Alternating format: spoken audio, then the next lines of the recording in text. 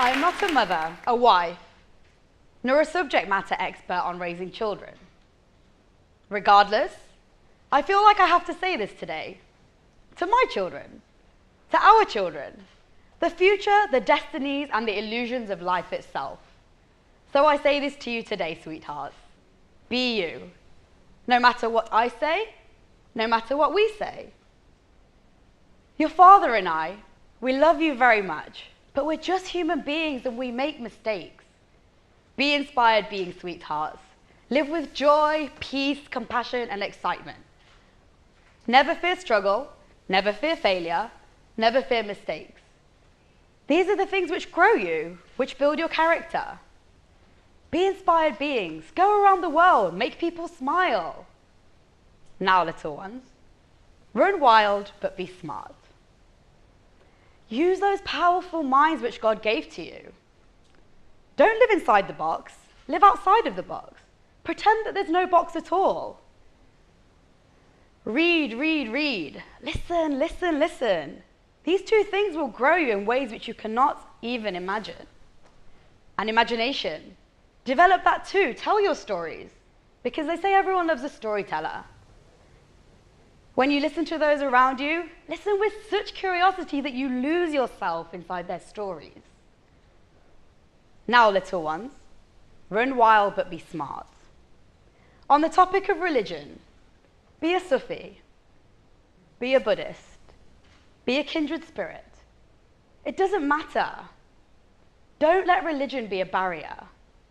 Let it bring you closer to people. Hug those you know, hug those you don't know, hug those you want to know. Hug them so tight and strong that in that moment, they lose themselves. Let them feel safe in your arms. Let it be a meditation. Now, little ones, love. Love yourself, but love everyone else too. Fall in love with each and every second, each and every moment. Remember that we love you too, whether you become a doctor, a lawyer, or an accountant. Whether you become a dancer, a lyricist, or an actor, it doesn't matter. I just want you to smile, giggle, and look at the world with optimism. Love us too, but remember, you don't belong to us, you belong to the world. Thank you.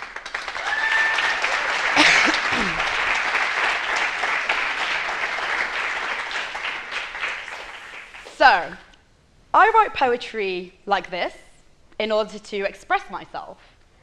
To be really honest with all of you, I don't really know how else to show people what's inside. It just comes out. Another thing you may know about me, or may want to know, is that I'm always looking for ways to become better versions of myself. It's rare that you won't find me with a book in my hand, maybe at a Buddhist retreat one weekend, maybe at a meditation camp. I do yoga at 5:30 in the morning. People think I'm crazy, but I've tried everything. Some of it's worked, some of it hasn't. But what I've realized is that there's no formula to become better. There's no formula to grow. Now, when I learned that the topic for today was time, it made me think about growing up and what does this really mean? It made me think about what does it mean to be a child? What does it mean to be an adult? What are all of these concepts? So I became slightly curious. Now, in my work as a mediator, which is basically doing dispute resolution and solving conflicts outside of the court system, I work with families. I work with couples going through divorce or separations, and usually there are children involved. So I became an advocate of the voice of the child and child-centered mediation.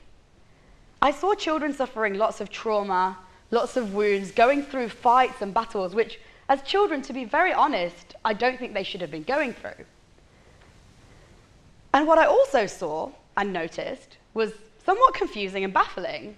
During my mediations, I saw parents acting like children and children acting like parents. And it made me think, what's going on here? Why are those parents throwing temper tantrums or acting stubborn? Meanwhile, the children are acting calm and trying to find ways to figure out solutions or ways to be together. So I started looking into this, trying to see what was going on. What does it really mean to grow up? What does it mean to be a child versus being an adult? Because time and the passage of time doesn't just make us grow up. and I've seen that in my mediations. So let me take you on a short journey with me. When I was 8 years old, I came home from school one day, and I opened the door, and there was a little pink bicycle there. Doesn't sound like much, but for one of me, it was one of my best childhood memories. I grabbed the bike, I went outside, I cycled, I fell over, I giggled, I scraped my knee, but I just kept going. And me and my brother stayed out till dark. Let's call this child the eternal child. Okay, this child resides within all of us. This is a child that's giggly, that's excited, that you can give a piece of string to and they'll be so excited and happy. They're curious, creative, and spontaneous. So I invite you just for a few seconds, close your eyes, just for 5 seconds. Think back to one of your eternal child memories and try and bring that out.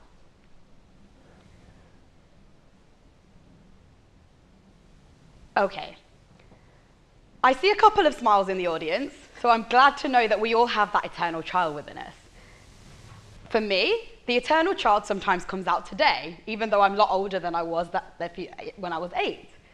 So the other day, my friend asked me to look after her 10-year-old son, and I drove over to pick him up, and I begged him to take me to the park and to play ball with me like I was 4, and he asked me, "Am I looking after you, or are you looking after me?" And I have to confess, I think he was looking after me, to be very honest.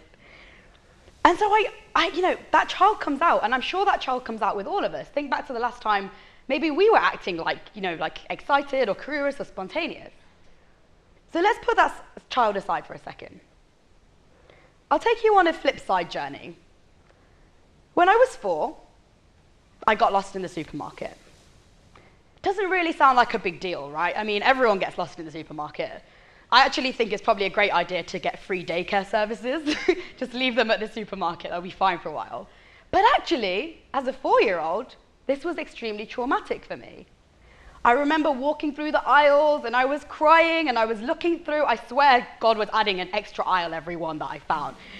And I just could not find my mum. I thought, this is it, I'm gone, I'm an orphan, I've lost her, she's abandoned me. Okay, I did find her 10 minutes later, but I mean, it was for a 4-year-old child, it was so hard. So let's call this child the wounded child. So I invite you for 5 seconds just to close your eyes, think back, and it can be anything. It doesn't have to be good, bad, it can be extreme, not extreme. It's something that brings out that child in you, the wounded child. Okay, so we all have a wounded child too. For me, the wounded child comes out sometimes nowadays too. So for instance, I was in the supermarket the other day, and I was with my friend, and she stepped away for a couple of seconds to go and buy something. And all of a sudden, I felt like a 4-year-old child again. I was emotional, I was anxious, I was running around looking for her. Meanwhile, her 10-year-old niece was running around the shop like there was fairies in there or something, and I was about to cry. I felt abandoned by my own friend as an adult. And it really made me start thinking, what is going on here? What is happening? And I started to think that in society today, what I fundamentally believe is we do things backwards. Our eternal child is suppressed. So sit down, stand up, don't wear this, don't whistle, don't laugh, don't... We're always being told what not to do. And usually that's our eternal child being suppressed. Even as children, we get told these things. And so we learn in society to contain that inner excited, spontaneous child. Now, on the other hand, our wounded child tends to just come out, right? So it just goes unregulated. Think about the last time you were told you're acting like a child. I've been told I'm acting like a child during arguments and conversations. It happens all the time, and it's possible that we actually were acting like children. Now, there are a few truths in this world with a capital T. One of them is that the sun will rise tomorrow. So no matter what we do, the sun will rise tomorrow. 2, we'll all die.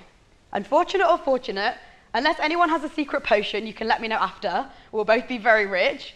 We're all going to die. And the third thing is, we were all born. And therefore, we all had a childhood. Whether we're a grandmother, a CEO, our own parents had childhoods, a street cleaner, everyone. And that's one thing that unites us. Even Angela Merkel, who looks today to be, not like a nice little child, used to be a little girl one day. You know, we all have that childhood, and we need to recognize that within ourselves and within everyone else too. So in my further research, I started looking, what's going on here? It seems like there was just unmet emotional needs that we didn't get as children. And as we've grown up, either they still weren't met or we just couldn't find ways to meet them. So our children just come out. Now, when I was doing further research, I stumbled across this beautiful concept called reparenting. Now, what reparenting means in the therapeutic context is taking a therapist and changing the way you interact with your new pseudo-parent and creating a new parent and a new relationship. What I propose today is that we actually find ways to reparent ourselves. So find that inner mother and inner father within ourselves. The best thing about this is we can actually take them everywhere with us, right? I can't take my therapist everywhere if I have one, but I can take that with me. I can change my inner self-talk. What does this look like? Why did I choose to reparent myself? It's not about good or bad parenting. It's just the reality of human nature and human imperfections. We all have these unmet emotional needs. So for example, what I learned, and I was in India a couple of years ago, and I was in this yoga session, and they said, access your inner child. And I thought, what are you talking about? She said, access your inner child and give her a hug. So I thought, okay, I'll give her a hug. All right, so started hugging myself. Bit weird. And I kind of really got into it, and I hugged my inner child, my real inner child, and I cried. And it was the strangest feeling, and I encourage everybody to go home and do this. Hug your inner child, pat him or her on the back, tell her it will be okay, tell her you did well, whatever you did in school. Because at the end of the day, it's possible that we might not hear those things that we actually wanted to hear, or that we still want to hear, right? We're still all growing. We're still all children. Our parents are still children too. So it's never too late to have a happy childhood. Unless anyone has a time machine, we can't actually go back, right? We have to actually do it now. And that's what I propose, is that we actually find ways to bring it into our life. So what I encourage everyone to do, and what I hope everybody takes away from today, is that we should inspire and bring out our eternal child, heal our wounded child, find ways to reparent ourselves, and we can become better versions of ourselves. Because we don't belong to anybody, we belong to the world. Thank you.